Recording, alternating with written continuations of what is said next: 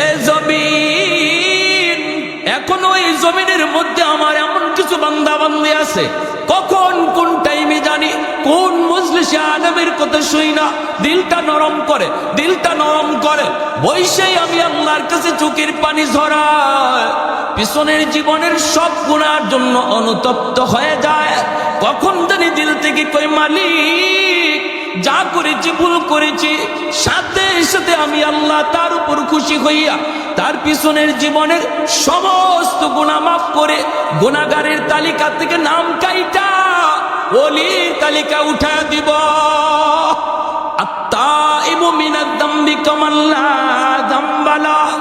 আল্লাহ নবী বলেন তওবাকারীর তওবাকে আল্লাহ এমন ভাবে কবুল করে, আল্লাহর গোলাম আমল নামার ভিতরে আল্লাহ পাক কোনো গুনাহ রাখে না, কোনো গুনাহ আল্লাহ রাখে না। এমন কি শুধু তাই নয়, তওবাকারীর তওবার কারণে আল্লাহ পাক তার গুনাহগুলির নেকি দ্বারা পরিবর্তন করে দেয়, নেকি দ্বারা আল্লাহ বদলায় দেয়। তওবাকারী গুনাহ যদি পাহাড় পরিমাণ হয়, তওবার কারণে আল্লাহ পাক রব্বুল আলামিন পাহাড় পরিমাণ নেকি বানায় দেয়। গুনাহ সাগর পরিমাণ হয়, তওবার কারণে আল্লাহ পাক সাগর পরিমাণ গুনাহকে নেকি বানায় দেয়। ইল্লা মান তাবা ওয়া আমানা ওয়া আমিলা আমালান সালিহা ফাউলাইকা ইউবাদদিলুল্লাহু সাইয়্যাতিহিম হাসানাত। আল্লাহ পাক বলে যখনই তওবা করি ঈমান আনে নেক আমল করে, আমি আল্লাহ তার গুনাহকে নেকি দ্বারা বদলায় দিই। বলুন তো দেখি, আমরা যারা এখানে বসলাম, বসার আগে আমার নাম ছিল গুনাহগারের খাতায়, কিন্তু দিলে দিলে যদি তওবা করি, তওবা করতে এমপি সাহেবের হাত ধরা লাগে না, তওবা করতে চেয়ারম্যানের হাত ধরা লাগে না, তওবা করতে ইমাম সাহেবের হাত ধরতে হয় না, তওবা করতে জবান দিয়ে আওয়াজ করে গুনার কথা শোনাইতে হয় না। দিলে দিলে যদি একবার কও মালিক যা করেছি ভুল করেছি আর করবো না, এতটুকু কথা যদি যুবক তুমি বলতে পারো দিলে দিলে রে, কারণ একটু তাকায় দেখো ডান দিকে তোমার খেলার সাথে কবরে শুয়ে রয়েছে, বাম দিকে তাকাইলে দেখবা লেখাপড়ার সাথে কবরে চলে গেছে, সামনের দিকে তাকাইলে দেখবা কত মায়ার মানুষ কবরে শুয়ে রয়েছে। আজ রাত তোমার জীবনের শেষ রাত কিনা কেউ জানে না, এই মাহফিল তোমার আমার জীবনের শেষ মাহফিল কিনা কেউ জানে না। কত যুবক ঘুমায় আর ঘুম থেকে উঠে না, কত বাবার সন্তানের কাছ থেকে বিদায় নিয়ে যায় আর সন্তানের কাছে ফিরে না। এই কথাটা অন্তরের ভিতরে আইনা যদি দিলটারে নরম নরম কইরা শুধু একবার তুমি বলতে পারো মালিক যা করেছি ভুল করেছি, আল্লাহ গুনাহ ছাড়বো আশা করছিলাম, কিন্তু মালিক চোখের সামনে দেখলাম বৃদ্ধ হওয়ার টাইম তো আমার বন্ধু পাইল না। একটা সময় গ্রামে গঞ্জে শহরে বন্দরে হাঁটলে আমরা মুরব্বী চোখে দেখতাম, সাদা দাড়ি সাদা চুল, কত মুরব্বী চোখে পড়তো।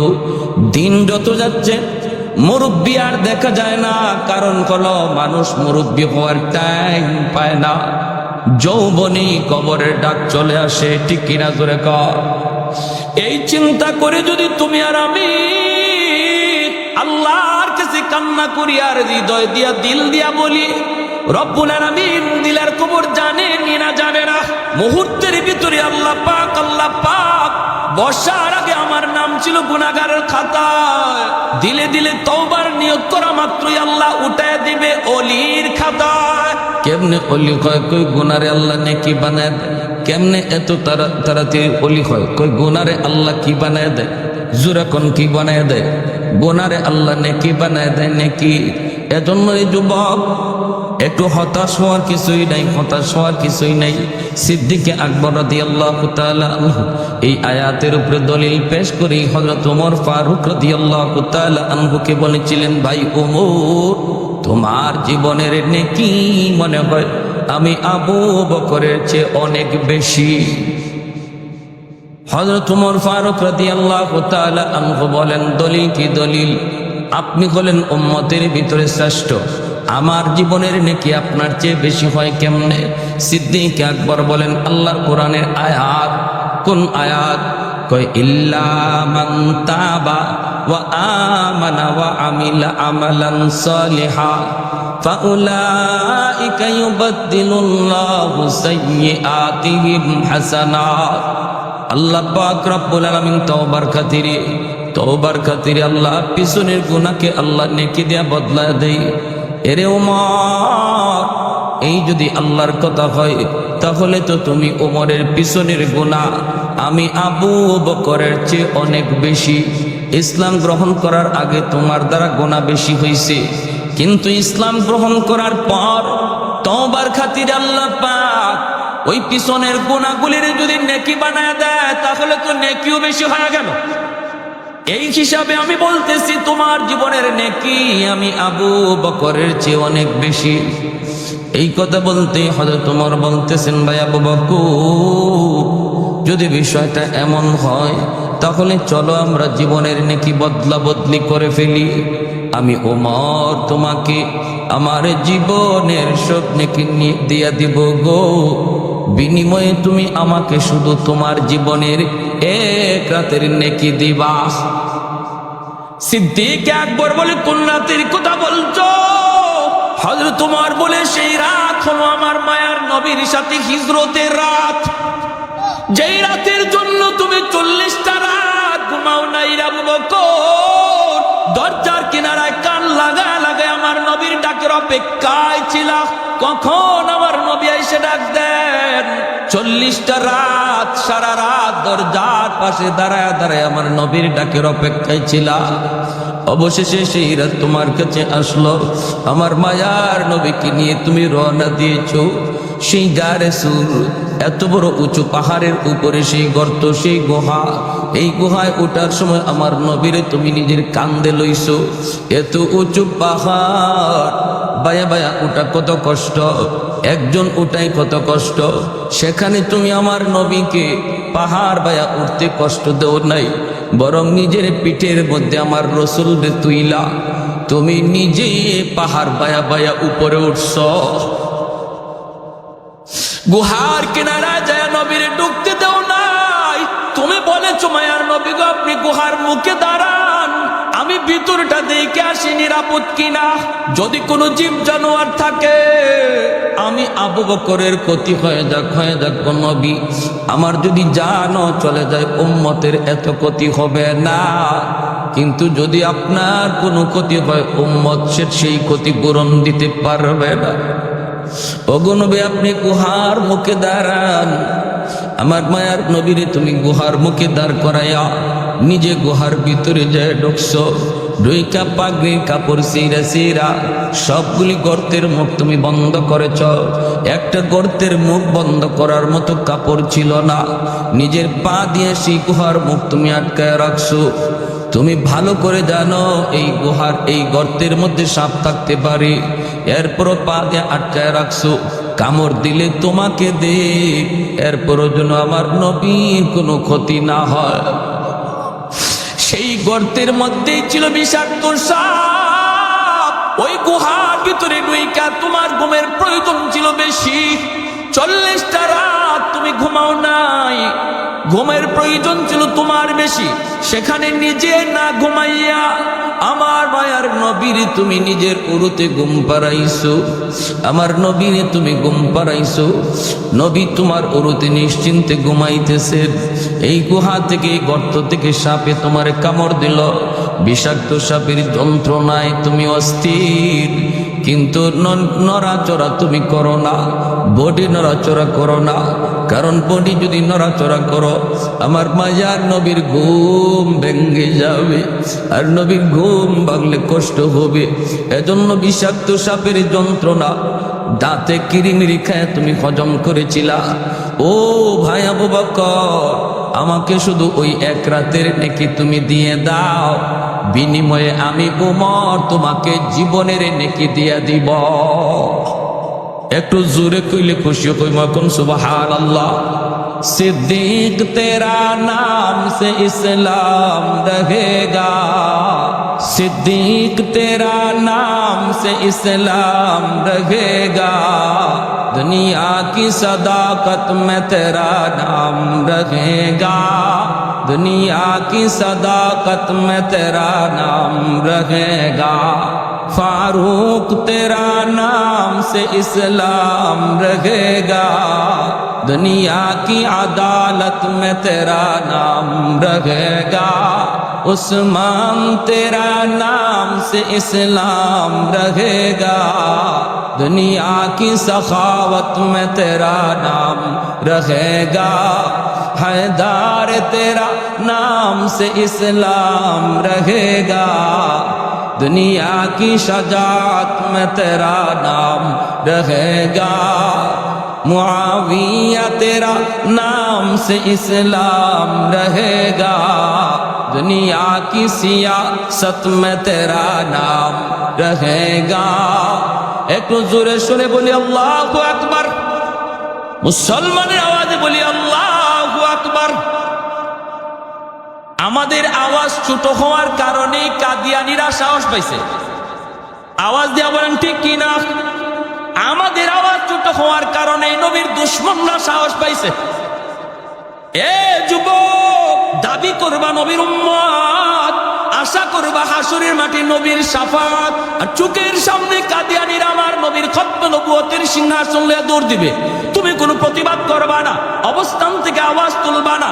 কিয়ামতের মাঠে নবীর সামনে সুপারিশের আশা করা যাবে না। সব আন্দোলন শুধু হুজুরদের কাম না, সব আন্দোলন শুধু আলেম ওলামার কাম না, আলেম ওলামাদের কাম না। কারণ নবী শুধু আলেমদের না, নবী গোটা উম্মতের নবী, ঠিক কিনা জোরে কোন? তাহলে কাদিয়ানীদেরকে রাষ্ট্রীয়ভাবে কাফির ঘোষণা করার জন্য আন্দোলন শুধু উলামায়ে কেরাম করবে নাকি নবীর সমস্ত উম্মত করবে? যদি উলামায়ে কেরামের পক্ষ থেকে আপনাদেরকে ময়দানে ডাক দেওয়া হয়, পঞ্চগড়ের এদের সমাবেশ সরকার বন্ধ করেছে, আমরা সরকারকে বাহবা জানাই, কিন্তু আমাদের মূল দাবি রাষ্ট্রীয়ভাবে ওদেরকে কাফের ঘোষণা করা হোক। এই এজেন্ডা নিয়ে যদি উলামায়ে কেরাম আপনাদেরকে রাজপথে ডাক দেয়, নবীর উম্মত দাবি কইরা হাসরের মাঠে নবীর সুপারিশ পাওয়ার আশায় কারা কারা জীবন দিতে তৈয়ার, হাত উঠে আল্লাহকে দেখা।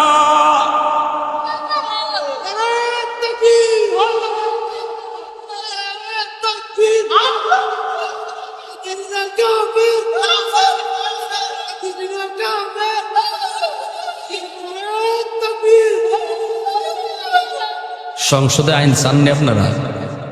হ্যাঁ, সংসদে আইন চাই, কাদিয়ানীরা কাফের, এটা আমরা সংসদে আইন চাই। কারা কারা একটু হাত উঠে দেখান তো। আল্লাহ তুমি কবুল করো। পাকিস্তানের জমিনে এই আইন পাশ করার জন্য 10,000 নবীর আশিক শহীদ হয়েছে। পাকিস্তানে রাষ্ট্রীয়ভাবে এই আইন পাশ হয়েছে, কিন্তু এর পিছনে 10,000 নবীর আশিকের তরতাজা প্রাণ ছিল। 10,000।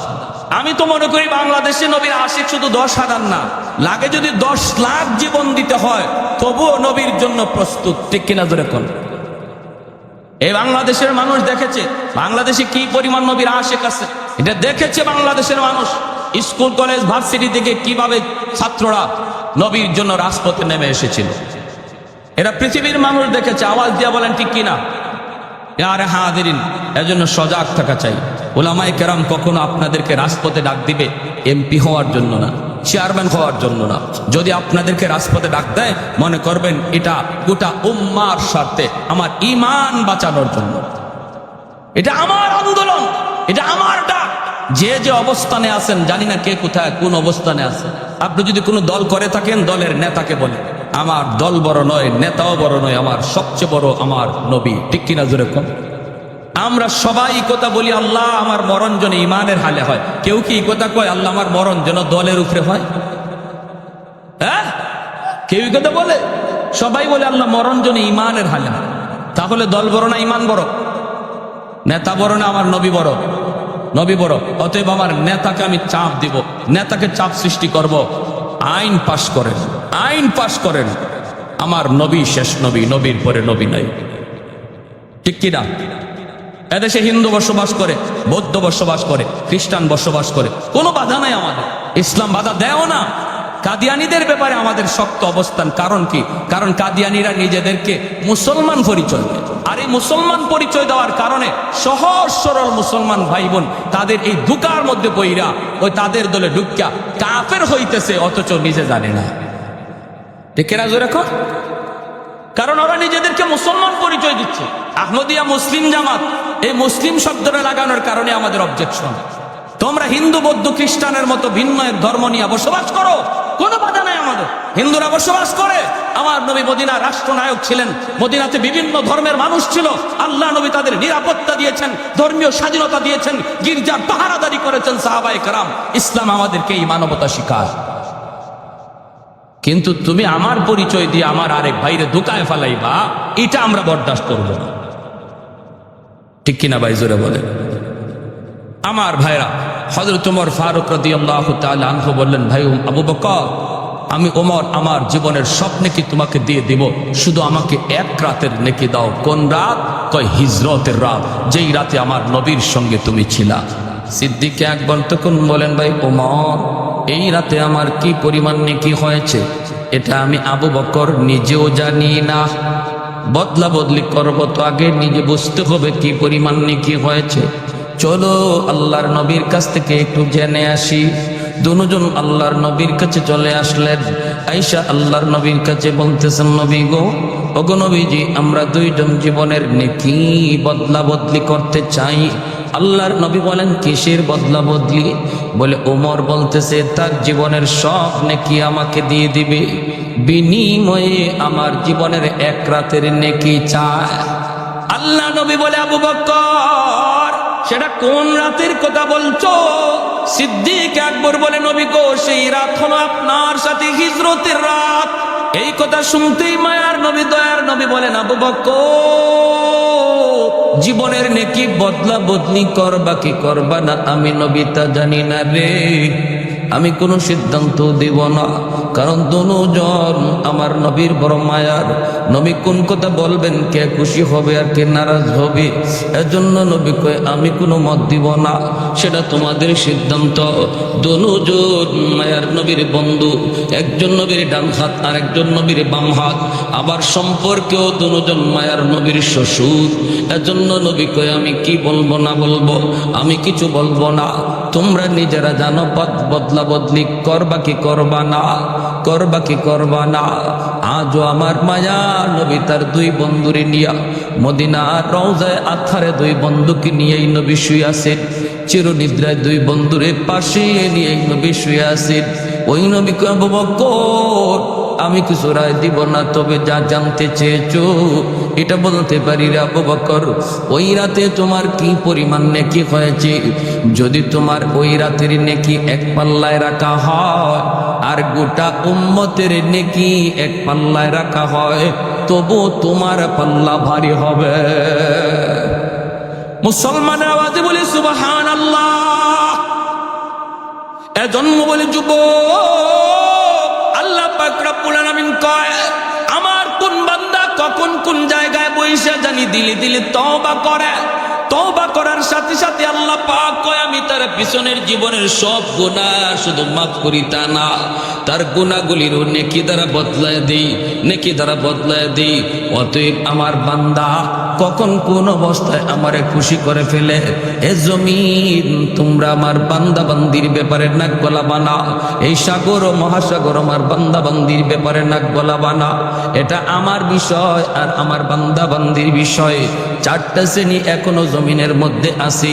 লাউলা মাশাইখু রুক্কা ওয়াশ শাবাবু খুশা ওয়াল আতফালু রুদ্দা ওয়াল আনআমু রুদ্দা লাজআলতুস সামাআ হাদিদা ওয়াল আরদা খাফসাফা ওয়াত তুরাবা রামাদা ওয়া আনজালতু মিনাস সামাই কাতরা ওয়া মা আমবাততু মিনাল আরদি নাবাতা বাল আনজালতু আলাইকুমুল আযাবা সাব্বা।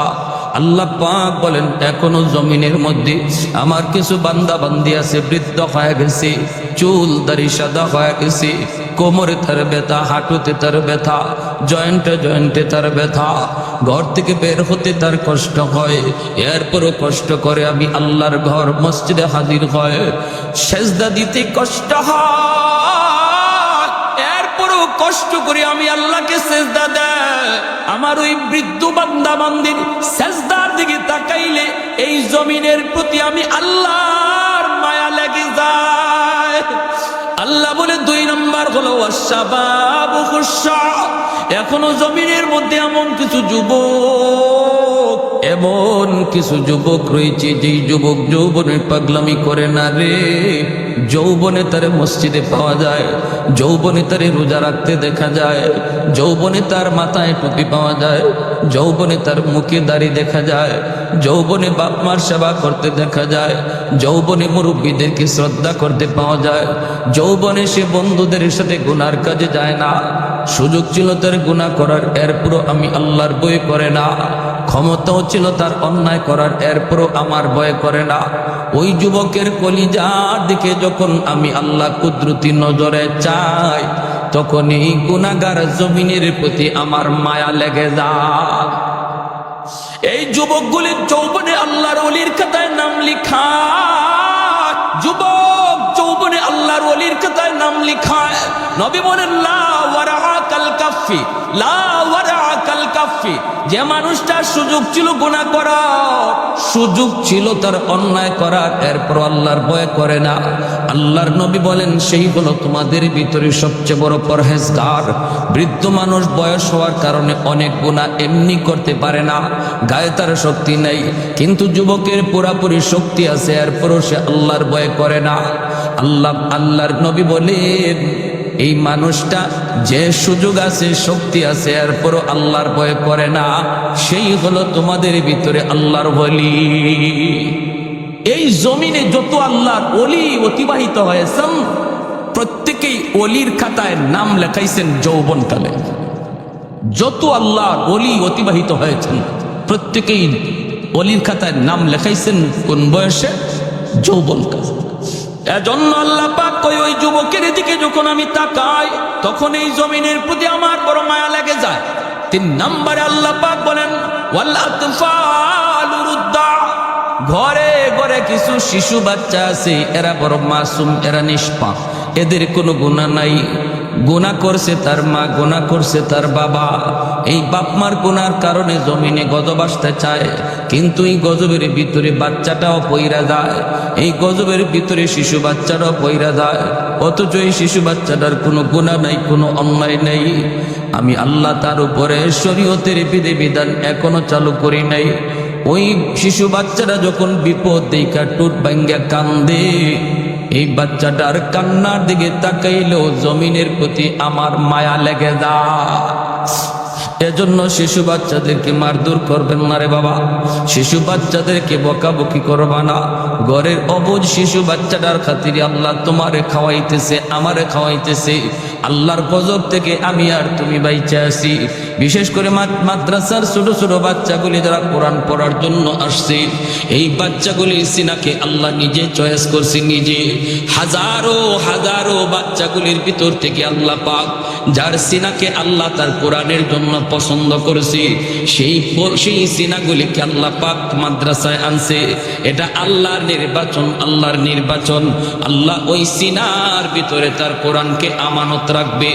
এজন্য এই বাচ্চাটা যদিও শিশু, এক হলো সে নিষ্পাক, এক হলো মাসুম, এক হলো সে একদম মাসুম, আবার হলো আল্লাহ তারে চয়েস করে কোরআন আমানত রাখার জন্য আল্লাহ তারে আনছে। এই বাচ্চাটা যখন তোমার ঘরের পার দিয়ে হাইটা যায়, এই বাচ্চাটার জন্য গাছের পাতাটা পর্যন্ত দোয়া করে, জমিনের প্রতিটা ইট তার জন্য দোয়া করে, বালিটা তার জন্য দোয়া করে, গর্তের পিপিলিকা তার জন্য দোয়া করে, পানির নিচের মাছ তার জন্য দোয়া করে। সুবহানাল্লাহ জোরে বলেন। এজন্য আল্লাহ পাক রব্বুল আলামিন কয় ওই শিশু বাচ্চাগুলির খাতিরে আমি আল্লাহ জমিন টিকায় রাখছি। 4 নম্বরে আল্লাহ পাক বলেন ওয়াল আনআম রুদ্দা। জমিনের মধ্যে কিছু পশু পাখি আছে, এই পশু পাখিগুলার কোনো শরীয়তের বিধিবিধান নাই, এদের উপরে নামাজ নাই, রোজা নাই। গরু ছাগল হাঁস মুরগির উপরে হালাল হারামের কোনো বিধিবিধান নাই। যদি আসমানে মানুষের গুনার কারণে জমিনে গজব নামে, এই গজবের ভিতরে পশু পাখি গরু ছাগল হাঁস মুরগিও পইরা যায়, অথচ এদের কোনো গুনাহ ছিল না, অন্যায় ছিল না। এদের দিকে তাকাইলো জমিনের প্রতি আমি আল্লাহর মায়া লেগে যা। আল্লাহ বলেন যদি এই চার শ্রেণী জমিনে না থাকতো, লাজাআলতুস সামাআ হাদিদা, আসমানকে আমি আল্লাহ লোহা বানায় দিতাম, ওয়াল আরদা খাফসাফা ওয়াত তুরাবা রামাদা, জমিনকে আমি আল্লাহ তামা বানায় দিতাম, ওয়ামা আনজালতু মিনাস সামাই কাতরা, এক ফোঁটা রহমতের বৃষ্টি আমি জমিনে দিতাম না, জমিন থেকে একটা ফসল উঠতে দিতাম না, ওয়ামা আমবাতু মিনাল আরদি নাবাতা বাল আনজালতু আলাইকুমুল আযাবা সাব্বা। আল্লাহ বলে পর শুধু জমিনে গজব আর গজব নামতো। এ আল্লাহর গোলাম, আল্লাহর গোলাম, এইবার একটু তুমি আর আমি চিন্তা করে দেখো রে, মাদ্রাসা আছে বিদায় এখনো যুবকের কলিজায় আল্লাহর ভয়, মাদ্রাসা আছে বিদায় এখনো মুরব্বী বাবাজিরা আল্লাহর কদমে সাজদা দেয়, মাদ্রাসা আছে বিদায় এখনো ওয়াজ মাহফিলের আয়োজন হয়। আওয়াজ দেয়া বলেন ঠিক কিনা? আর একটু জোরে বলেন ঠিক কিনা? আরো জোরে বলেন ঠিক কিনা? ওয়াজ মাহফিল কইলে লাভ কি? কই ওয়াজ মাহফিলের দ্বারা যাই হইতেছে ফায়দা থেকে খালি না। যদি ওয়াজ মাহফিল না হইতো মানুষ মানুষের কল্লা কাটতো, এখন তো জমির আইল কাটে। ওয়াজ মাহফিল না হইলে মানুষ মানুষের কল্লা কাটতো জমি বাদ দিয়ে, ঠিক না? যেই পরিমাণে গুনার আয়োজন হয়, যেই পরিমাণে গুনার আওয়াজ হয়, এই পরিমাণে কোরআনের আওয়াজ হয় না। আওয়াজ দিয়ে বলেন ঠিক কিনা? আজকের যুবকগুলো যদি কোরআনের মাহফিল মুখী না হইতো তাহলে ওরা যাত্রার আয়োজন করত। যুবকগুলি যদি কোরআনের মাহফিল মুখী না হইতো তাহলে ওরা গানের আয়োজন করত। তাহলে যুবকগুলিরে কোরআনের মাহফিল মুখী কইরা রাখছে। মুরব্বীরা তাদেরকে পরামর্শ দেওয়া দরকার, পরামর্শ দেওয়া দরকার। এই মাদ্রাসা আছে বিদায় আল্লাহ পাক রব্বুল আলামিন এখনো তোমারে আমারে বাঁচায় রাখছি। মাদ্রাসা যদি কেউ নষ্ট করে দিতে চায়, কেউ যদি বলে মাদ্রাসার প্রয়োজন নাই, মাদ্রাসা দরকার নাই, মাদ্রাসা বন্ধ করে দাও, সে যেন তার নিজের পায়ে নিজে কুড়াল মারল। যে মাদ্রাসা বন্ধ করতে চাইবো আল্লাহ তার জীবন বন্ধ করে দিব। কারণ মাদ্রাসার উসিলায় আল্লাহ তারে খাওয়াইতেছে, তারে পালতেছে। মাদ্রাসা থাকবে না, আল্লাহ তারও পালবে না, খাওয়াবে না। যতজন এই বাংলাদেশে মাদ্রাসার বিরুদ্ধে কথা বলছে, উলামায়ে কেরামের বিরুদ্ধে কথা বলছে, একজনও জাগাতে নাই। কথা কম না, মাদ্রাসার বিরুদ্ধে যারাই বলছে একজনও কি নাই, জাগাতে নাই। ফ্যানও পরে আর কোথাও পরে না, হের মাথার পরে আর কোনো জায়গা হয় না। প্যারে হাজিরিন, এজন্য বলি এটা আল্লাহর কোরআনের কথা, নবীর হাদিসের কথা বলছে। কারণ আল্লাহ এই মাদ্রাসার খাতিরে জগতের নিজাম বাকি রাখছে, নগদের নিজামটা আল্লাহ টিকায় রাখছে কোরআনের তালিমের খাতিরে। তালিম বন্ধ করে দিবা, আল্লাহ তোমারও তোমার জায়গাতে রাখবে না। চেয়ারম্যানের জায়গায় রাখবে না, মেম্বারের জায়গায় রাখবে না, এমপির জায়গায় রাখবে না, মন্ত্রীর জায়গায় রাখবে না। কারণ সে যদি কোরআনের বিরুদ্ধে কথা বলে, ঠিক কিনা জোরে বলেন? আরে হাজিরিন, এজন্য মাদ্রাসা টিকায় রাখবো কেন? নিজের স্বার্থে, নিজের চেয়ার বাঁচানোর জন্য মাদ্রাসা টিকায় রাখতে হবে। আমার চেয়ার টিকানোর জন্য মাদ্রাসা টিকায় রাখতে হবে, নতুবা আসমানে ফয়সালা হয়ে যাবে। কোথায় ফয়সালা হবে? আসমানে ফয়সালা। ছোট ছোট বাচ্চাগুলি কি শিখাবো? একদম বাগদুম গোড়াডুম সাজে। ছোট ছোট বাচ্চাগুলির দিল দেমাগ হলো কাদামাটির মতো। এই কাদামাটির ভিতরে আপনি যা খুশি লিখতে চাইবেন তাই কিন্তু লিখতে পারবেন, কিন্তু মাটি যদি শক্ত হয়ে যায় লিখতে চাইলেও লেখা যায় না। মাটি যদি শক্ত হয়ে যায় লিখতে চাইলেও লেখা যায় না। এজন্য আপনার বাচ্চাটারে শিশুকালে আপনি কোরআন শিখাবেন, শিশুকালে আপনি তার মাদ্রাসায় ভর্তি করবেন। তার চোখ হলো ভিডিও রেকর্ডার, কান হলো তার অডিও রেকর্ডার। শিশুকালে আপনার বাচ্চা যদিও ঠিক মতো কথা বলতে না পারে, ঘরের মধ্যে যদি সে দেখি মায় কোরআন পড়ে, বাবায় কোরআন পড়ি, এই কোরআন পড়ার দৃশ্য তার চোখের মধ্যে রেকর্ড হয়, কানের মধ্যে কোরআন তেলাওয়াতের আওয়াজ রেকর্ড হয়। যদি সে বড় হয়, আল্লাহ যদি তার হায়াত দেয়, মরণ পর্যন্ত কোরআনের আসর দিলের ভিতরে থাকে। এজন্য ঘরটা হলো মুসলমানের সর্বপ্রথম বিদ্যালয়, বাপ মা হলো তার সর্বপ্রথম শিক্ষক। বাপ মা সন্তানকে কি শিখাইবারে আল্লাহর গোলাম, সিদ্ধান্ত এখনই নিতে হবে, এখনই নিতে হবে। আমি কি টেলিভিশনে গান বাচ্চার কানে রেকর্ড করাবো, নাকি কোরআন তেলাওয়াতের আওয়াজ রেকর্ড করাবো? সিদ্ধান্ত নিবে তার মা, সিদ্ধান্ত নিবে তার বাবা। সিদ্ধান্ত যদি এই ক্ষেত্রে তোমার ভুল হয়, সন্তানের ভবিষ্যৎ অন্ধকার হবে। যদি তোমার সন্তানের ভবিষ্যৎ অন্ধকার হয়, আল্লাহকে না চিনে, রসুলকে না চিনে, নাস্তিকদের দলে যায়, কিয়ামতের ময়দানে এই সন্তান বাবাকে আল্লাহর দরবারে আসামি বানাবে, মাকে আল্লাহর দরবারে আসামি বানাবে। রব্বানা আতিহিম দিফাইন মিনাল আযাব ওয়ালআনহুম লানান কাবীরা। আল্লাহ আমার মাকে ডাকো, আমার বাবাকে ডাকো।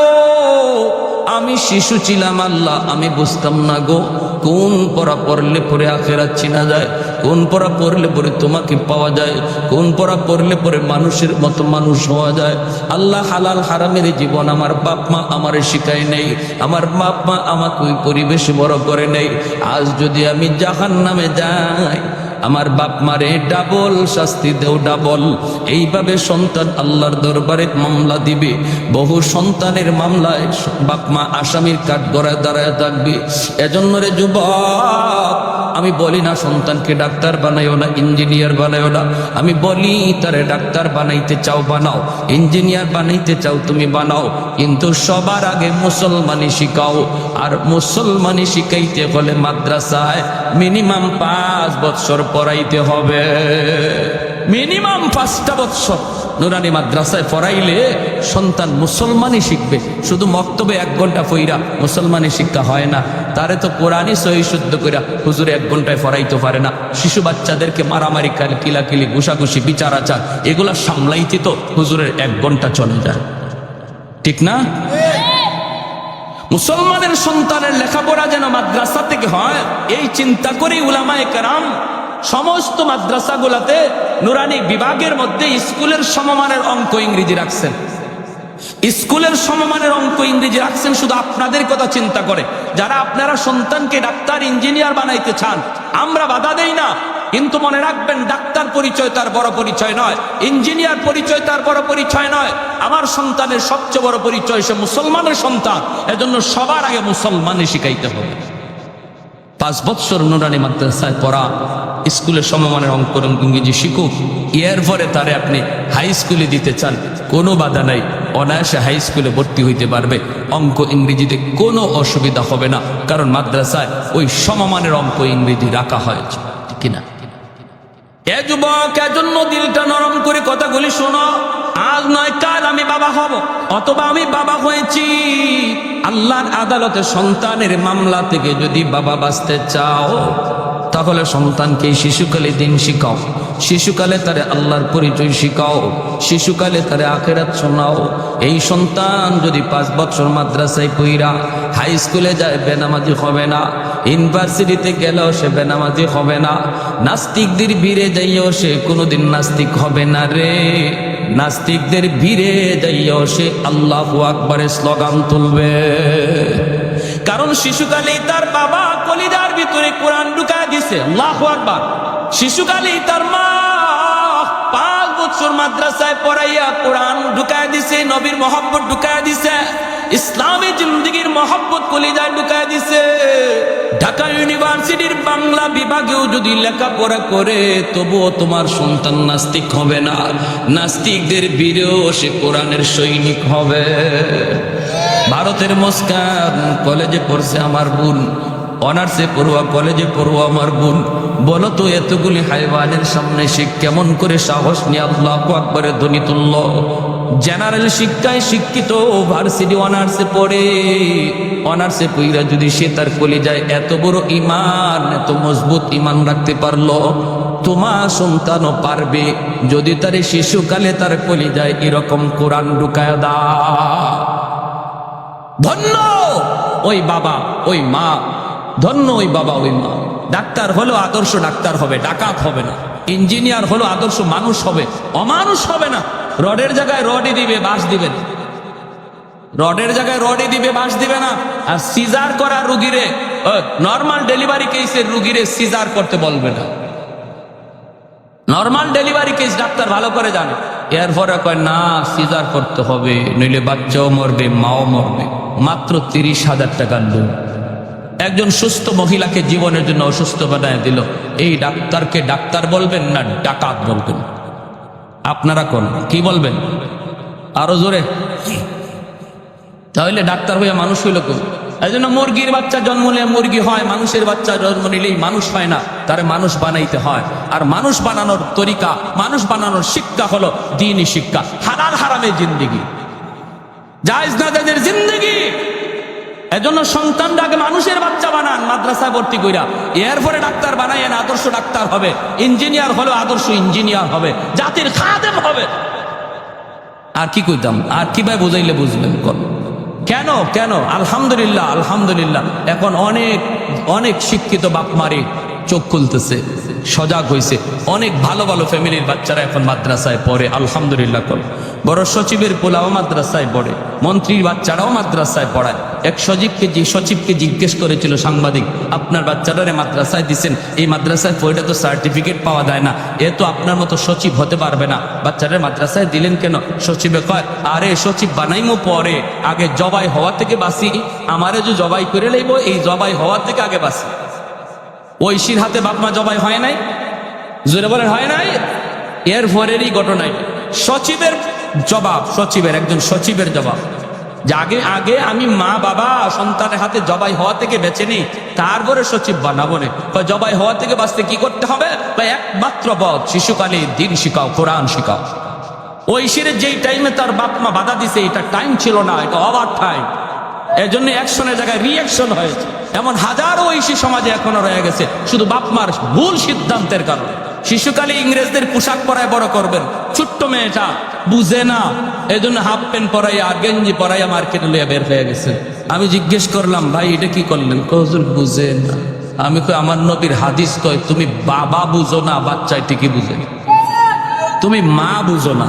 এই বাচ্চা বড় হওয়ার পরে, এই মেয়ে বড় হওয়ার পরে যদি উশৃঙ্খল হয়, আর বাবা যদি পানি পরা নিতে হয়, তে বাপ মার জন্য পানি পরা দিতে হবে গ্লাসে, ওই বাচ্চার জন্য পানি পরা দিতে হবে গ্লাসে, আর বাপ মার জন্য পানি পরা দিতে হবে কলসে। বাচ্চায় নিব পানি পরা গ্লাসে, বাপ মায় নিব কলসে। কলসে এই খ্রিস্টানদের পোশাকের আসর, বদ আসর শিশু বাচ্চাটার কলিজায় শিশুকালেই ঢুকছে। এই মেয়েটা বড় হইলে পরে তার বোরকা পরানো কঠিন হবে। তার কলিজার ভিতরে বিজাতীয় কালচার আসর ফালাইছেন আপনি বাবা। দরকার ছিল শিশুকালে ধর্মীয় পোশাকের আসর ফালানো। মাদ্রাসায় যদি বাচ্চারা পড়তো, তারে ফুল হাতা জামা পরানোর অভ্যাস করানো হতো, পায়ে জামা পরানোর অভ্যাস করানো হতো। এই বাচ্চা বড় হওয়ার পরে বাবা বোরকা পরো বলতে হতো না, বাচ্চাই কইতো আব্বা আমার বোরকা এনে দাও। এজন্য আল্লাহ নবী বলেছেন, কুল্লু মাউলুদিন ইউলাদু আলাল ফিতরা ফাআবাওয়াহু ইউহাব্বিদানিহি আও ইউনাসসিরানিহি আও ইউমাজ্জিসানিহি। আল্লাহ নবী কত বড় কথা বলছেন এই হাদিস শরীফে।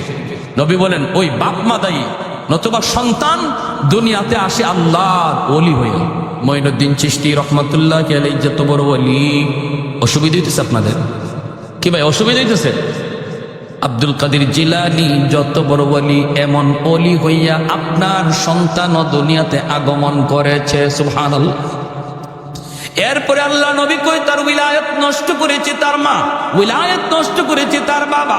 এই বাচ্চাটা মৃত্যুর সময় আল্লাহর ওলি হইয়া কবরে যাওয়ার কথা, দুনিয়াতে এসেছে যেমন আল্লাহর ওলি হইয়া, কবরও যাবে আল্লাহর ওলি হইয়া। কিন্তু বাপ মার রং সিদ্ধান্ত তার বিলায়ত নষ্ট করেছে, তার বুজুর্গি নষ্ট করে দিয়েছে। হাসরের মাটির জন্যই বাপ মা আল্লাহর কার গোড়ায় দ্বারা জবাব দিবে। এজন্যই বাপ মার দায়িত্ব হলো শিশুকালে বাচ্চাটারে মাদ্রাসায় ভর্তি করেন, নুরানি মাদ্রাসায় ভর্তি করেন।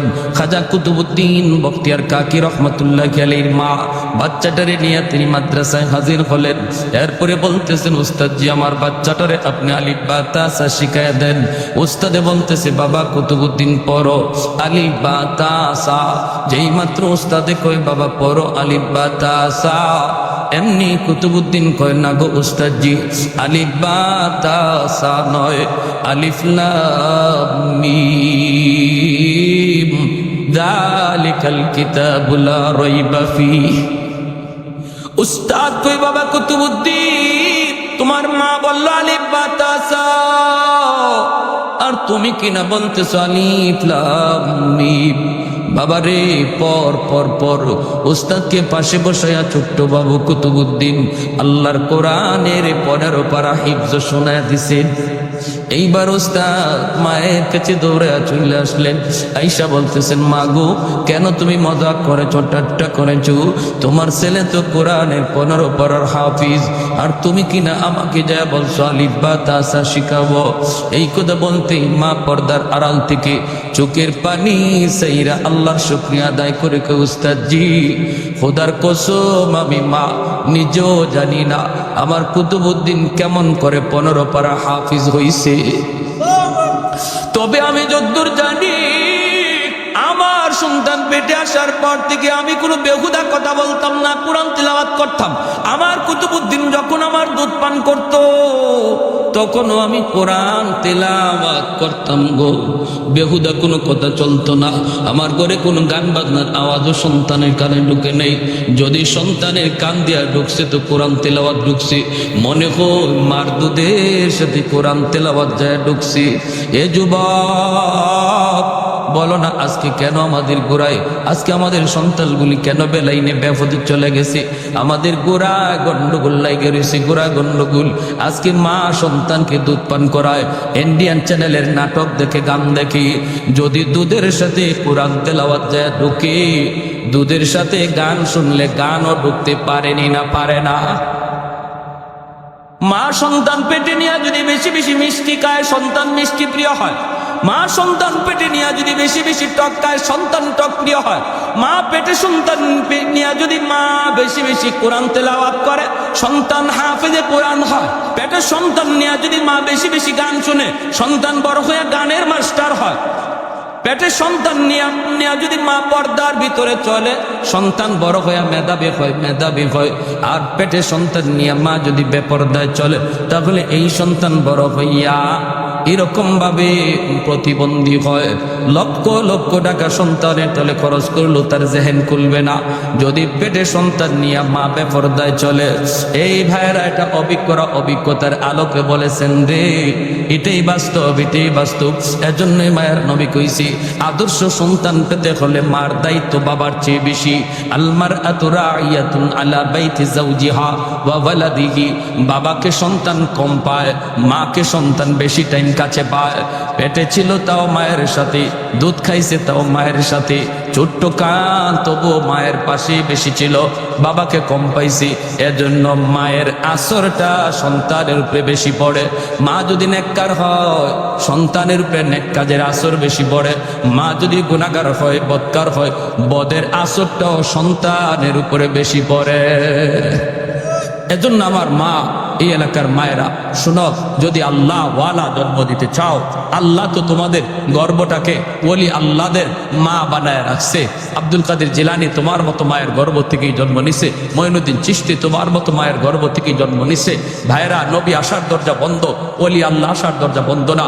উজানি পিসাব আবার উনার মতো আরেকজন কারি ইব্রাহিম জন্ম নেওয়ার দরজা আল্লাহ বন্ধ করে নাই। মোহাম্মদুল্লাহ হাফিজ রাহিমাহুল্লাহর মতো আরেক মোহাম্মদুল্লাহ জন্ম নেওয়ার দরজা আল্লাহ বন্ধ করে নাই। আহমদ শফির মতো আরেকজন আল্লাহর ওলি জন্ম নেওয়ার দরজা আল্লাহ বন্ধ করে নাই। নবীর দরজা বন্ধ, ওলির দরজা বন্ধ না। তাদের মার মতো একজন মা তুমি হয়ে যাও, এখনো আল্লাহ ওলি আল্লাহ জন্ম দেবে।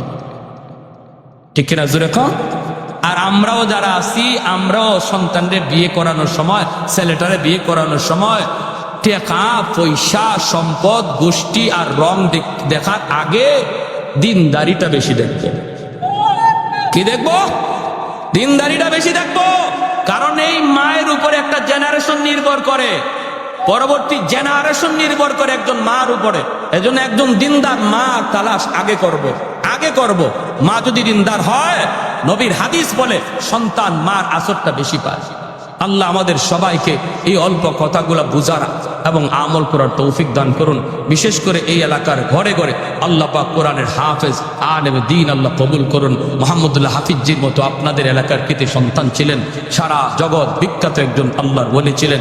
এমন আরেক মোহাম্মদুল্লাহ হাফিজজি এই জমিন থেকে আল্লাহ তৈরি করুন। আরো শত শত মোহাম্মদুল্লাহ হাফিজজি আল্লাহ তৈরি করুন। সবাই বলেন আমিন। বিশেষ করে এই মাদ্রাসাখানাকে আল্লাহ কবুল করুন। এই মাদ্রাসার ছাত্র উস্তাদ সবাইকে আল্লাহ কবুল করুন। ওয়া আখির দাওয়ানা আনিল হামদুলিল্লাহি রাব্বিল আলামিন। না ওয়াতারহামনা লানাকুনান্না মিনাল খাসিরিন। রব্বির হামহুমা কামা রব্বায়ানি সগীরা। ইয়া আরহামার রাহিমিন, ইয়া আকরামাল আকরামিন, ইয়া রাহিমাল মাসাকিন। রব্বুল আলামিন কুদরতি নজরে, মায়ার নজরে তুমি তাকাও। তোমার বান্দারা বসে বসে তোমার কথা, তোমার হাবিবের কথা মনোযোগ দিয়ে শুনতেছে গো আল্লাহ। মেহেরবানি করে আমাদের আজকের বসাকে নাজাতের উসিলা বানায় দাও আল্লাহ। আমরা কাটি দিলে তওবা করলাম, আর জীবনে নাফরমানি করবো না, আর গুনার কাজ করবো না। আয় আল্লাহ, আমাদের প্রত্যেকের তওবাকে কবুল আর মঞ্জুর করো। ও মালিক, কুদরতি নজরে তাকাও। জানি না গো আল্লাহ, কার জানি আমার মতো দুঃখিনী মা দুনিয়ায় না। যার মা নাই সে জানে মা কত বড় নিয়ামত, যার বাবা নাই সে জানে বাবা কত বড় দৌলত। আল্লাহ, যেই মা শীতের দিনে ভিজা বিছানায় শুইয়া আমাকে বুকে রাইখা সারাটা রাত মা কাটায় দিল। আয় আল্লাহ, ঘর থেকে আমি রাগ করে বের হয়ে গেছি, সবাই খায়া দেয় ঘুমায় পড়ছে, কিন্তু মা ঘুমায় না। পিছনের দরজা দিয়ে আম্মাকে ডাক দিতে দেরি হয়েছে, মার দরজা খুলতে দেরি হয় না। আয় আল্লাহ, এখনো যদি শহর থেকে সন্তান গ্রামে আসার খবর দেয়, সবাই ঘুমায় গেল, মা সন্তানের চেহারা না দেখা ঘুমায় না। এমনও মারে তুমি কবরে মাইরো না, এমনও মারে কবরে আযাব দিও না। আয় আল্লাহ, দেখো না গো মালিক, মালিক সন্তানের দিকে তাকাই আমার ওটা ডাইকা ডাইকা বলতেছে, বাজান রে, মার কবরে পাশ দিয়া বন্ধুদের নিয়ে চইলা গেলা, কবরখানা দেখেও কি মার কোথায় ইয়াদ হলো না?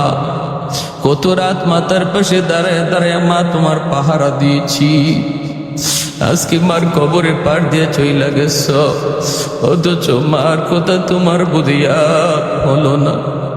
যেই বাবা আমাকে ঘর বানিয়ে দিয়ে গেল, আমার মাথার উপরে লাইট জ্বলে, ফ্যান ঘুরে, যেই বাবা নিজের মুখের লোকমা আমার মুখে কত তৈলা দিল, ঈদের দিনে বাবা সিরা লুঙ্গি পইরা আমাকে নতুন কাপড় কিনে দিয়ে ঈদগাহে রওনা দিল, আজকে ওই বাবা যেই ঘরে শুয়ে আছে গো মালিক, আলো নাই বাতাস নাই, অন্ধকার ঘর।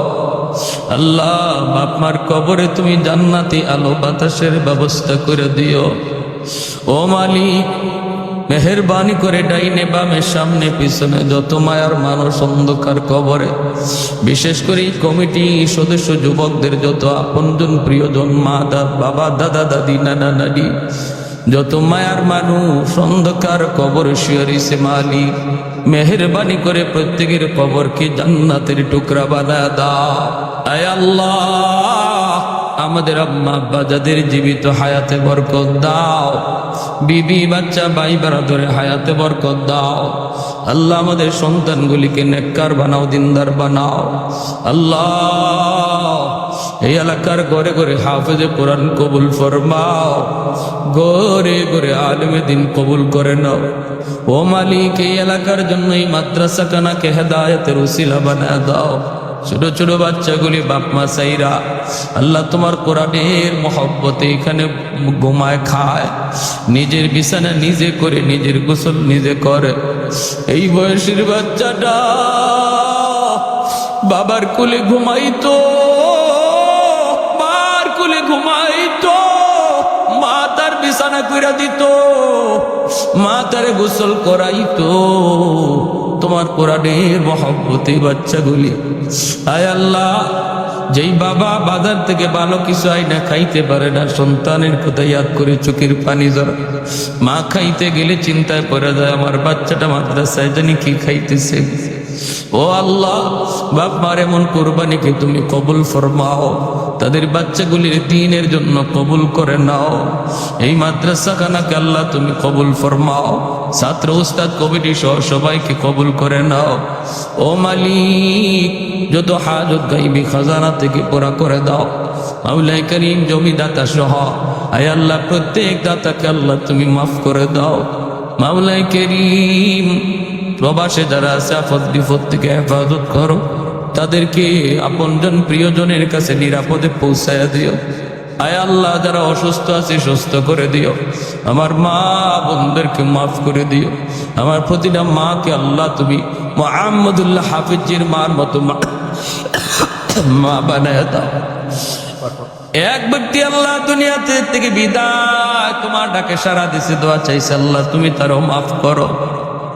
ও মাওলাই করিম, আয় আল্লাহ জানি না কে কোন উদ্দেশ্য নিয়ে হাত বাড়াইছে গো আল্লাহ, যার যার মনের নেক বাসনা কবুল করো, যার যার সমস্যাগুলি সমাধান করো, অভাবের অভাব দূর করো আল্লাহ। ঋণী যারা আছে ঋণ শোধ করার তৌফিক দান করো। ওয়াসাল্লাল্লাহু তাআলা আলা খাইরি খালকিহি মুহাম্মদ ওয়া আলা আলিহি ওয়া আসহাবিহি আজমাইন। আমিন আমিন বিরহমাতিকা ইয়া আরহামার রাহিমিন।